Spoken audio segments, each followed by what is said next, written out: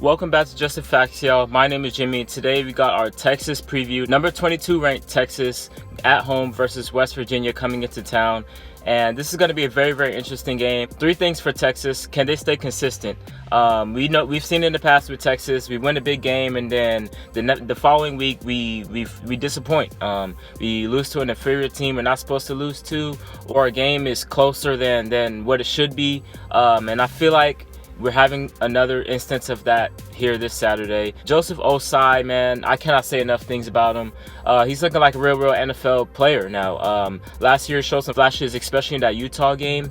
But what he did against Oklahoma State was absolutely remarkable. And I haven't seen a Texas defensive player do that in quite some time. So hopefully Osai keeps it up now that he has the expectations of having a big game every game from here on out now. And the third thing for Texas is the race for the Big 12 championship is heating up.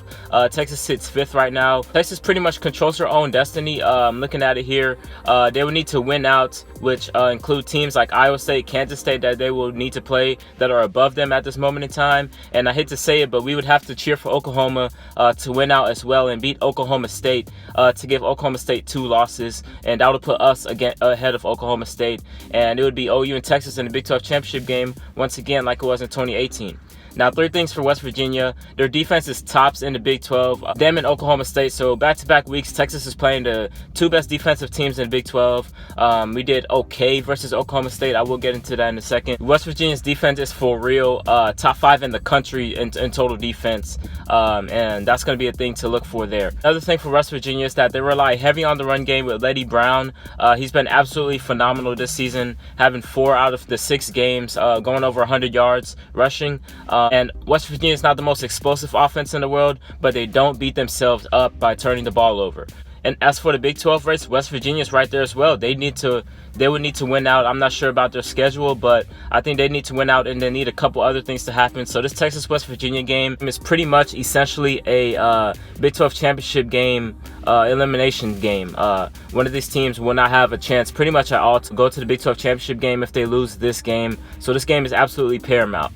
Now let's start with the Texas offense. Then the question is, how will Texas deal with the West Virginia's defense? And let me tell you, one way Texas has to deal with this West Virginia defense is to stop being predictable. Like I said in the last Texas preview, Texas averages 45 points per game, but it simply does not seem like Texas averages 45 points per game. It's largely ineffective. It's largely our defense is actually creating a ton of turnovers, first in the Big 12, so that's helping out the offense a lot.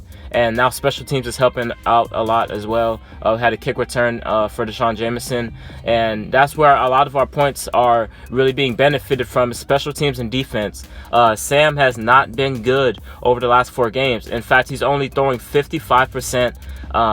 What is that, man? What is that, Sam? Is he hurt? I know he's a little bit banged up. He got banged up in that Baylor game a little bit.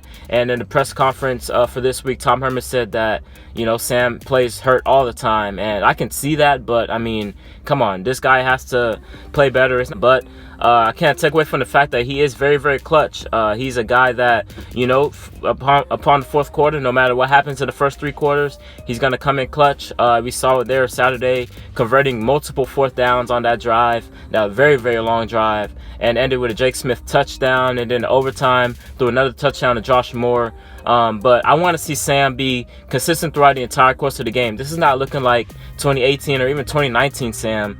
This is looking like 2017 freshman year Sam, and for us to get where we want to go, we need Sam to really step up his game big time. We need our wide receivers to still try to get open. I don't know how much man coverage West Virginia plays, but we need to figure out how to get open. No matter what coverage West Virginia is playing, Josh Moore only had 1 catch. Jordan Whittington is back, so that's great. Jake Smith's sighting is great as well. 7 catches, 70 yards, 1 touchdown. It was great to see him. It seemed like he was fully healthy for the first time and in such a long time. And it's happy to see Jake Smith back, making an impact, and I expect him to continue to make an impact moving forward. As for the West Virginia defense, Tony Fields is a problem. 53 tackles this season, 1 sack, 1 pass deflection, and 1 interception. And he had 15 tackles versus Kansas State, and they completely dominated that game. I know Skylar Thompson was out for K-State, but, I mean, come on now. 15 tackles.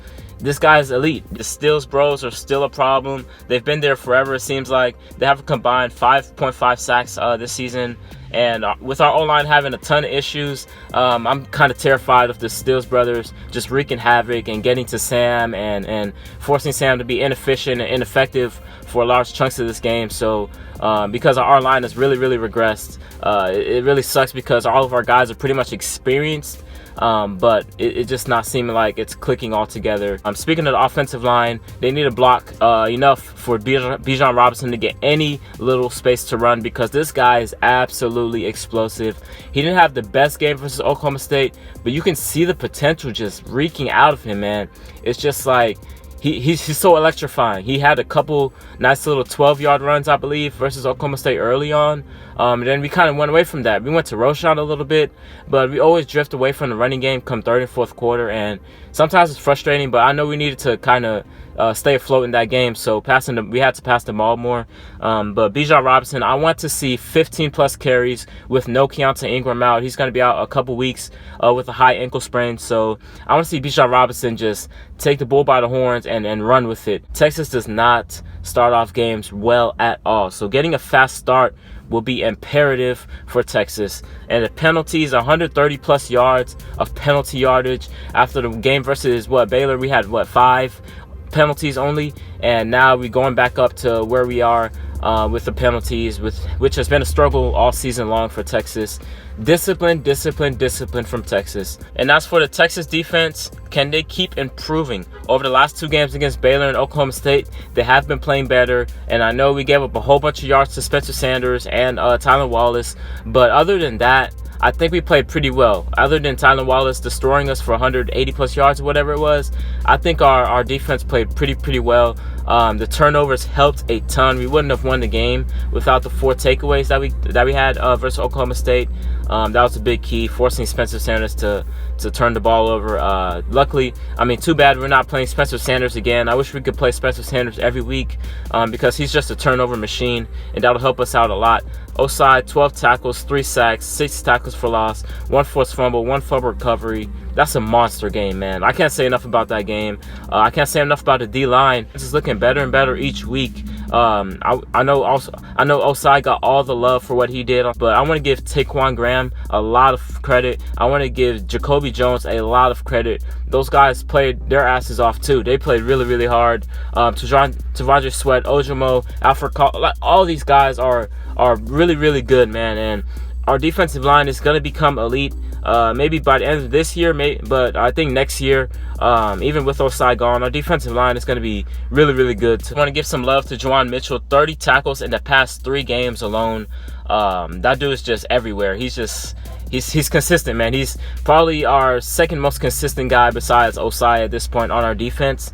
Maybe on our entire team, if I'm honest with you. Juwan Mitchell, he's really good. West Virginia's offense is not as explosive as most teams in the Big 12, but they are disciplined. They only average 33 points a game, but they don't turn the ball over. Jared Dagey only has 3 interceptions on the season, and that Dagey name might sound familiar. His brother Seth played for Texas Tech 8-9 years ago for Texas Tech, and he was pretty good. But when you play at Tech, you're gonna look good passing the ball. That's just a fact of the matter. But this year, Jared's not doing too bad. 1,690 yards, 62% completion percentage, 11 touchdowns, and like I said, only 3 interceptions. So he doesn't turn the ball over, but he's not very explosive. He's not like that game changer that most teams have in the Big 12. But a game changer I will talk about is Leddie Brown. He's probably the best running back in the Big 12, not named Chuba Hubbard. This guy, Leddie Brown, 694 yards, 5.5 yards per carry, and 8 touchdowns already, including 100 yards in 4 of his past 6 games. I want to see us build on the performance we had against Chuba Hubbard, only holding them to 2.9 yards per carry. This would be the game that we would let Leddie Brown just go off for 125 yards rushing, and he can rush for 6 yards a carry. After what we did against Chuba Hubbard, I feel like our defense is going to just let up their aggressiveness, let up their consistency. They don't have one consistent wide receiver, but they do have Winston Wright, who has 32 catches, 391 yards, 2 touchdowns, and it's seeming like West Virginia wide receivers, like I said, aren't too like consistent, but I think West Virginia likes to set up the big play with the run game. There's a lot of guys that have a high the yards per catch. I think West Virginia's philosophy is going to try to lull you to sleep with the run game, with the short passing game, and then out of nowhere, the big pass game. Our DB's got to be more consistent, be more, what is the word? Have more awareness on deeper balls, and have more technique on playing those balls and making a play on the ball. There's too many instances last week versus Oklahoma State. I posted on Instagram where our guys just didn't get their heads around when they were right there to make a play on the ball, or they got too much contact with the receiver, or it was just something along those lines where we could have easily made a play on the ball, but we just didn't. Like, our guys are right there. Chris Shasler's done a great job of the defense not blowing any coverages. We haven't blown too many coverages this season as a whole with our secondary. That's great to see, because with Texas, that hasn't been the case in the past. But our guys need to finish off those plays by just making a play on the ball. I just want to see that from our guys. The keys to this game: will Texas have a predictable offense, at least to start the game and throughout the entire course of the game, but especially in the beginning of the game? Will Texas have a predictable offense, consistent run game with our guy, Bijan Robinson, now being the pretty much full-time starter at this point? I know Roschon's going to get carries, but Bijan is the guy now. Now that Keontae Ingram is out, I think if we hold West Virginia under 30 points, we can win this game. And you might think, oh, that's a lot of points we're still giving up if they score like 28, 27. But in the Big 12, you have to just pray for the best sometimes, and hold defenses to the lowest possible point total, force field goals instead of touchdowns, get off the field on third down. That's the formula in the Big 12. With that being said, I think Texas is going to struggle early on in this game, but as time goes on, as the game goes on, Texas's talent is going to take over. We have to force Jared Dagey into some tough throws. We have to force him to beat us, like we did with Spencer Sanders. I know Spencer Sanders is more talented, but I'm not sure if Jared Dagey can beat us, even though he doesn't turn the ball over like that. I don't think he's that game changer, that playmaker that we see almost every week in the Big 12. And if we can do that, I think Texas wins, and I think we will do that. So Texas will win by a score of 31-26. I think it's going to go kind of like the Baylor game, but they're going to score a little bit more. But yeah, let me know what y'all think the score is going to be. Let me know who y'all think is going to win. Yeah, man, that's going to wrap this up. This is Jimmy from Just the Facts. Like, comment, share, and subscribe, and I'm out. Peace.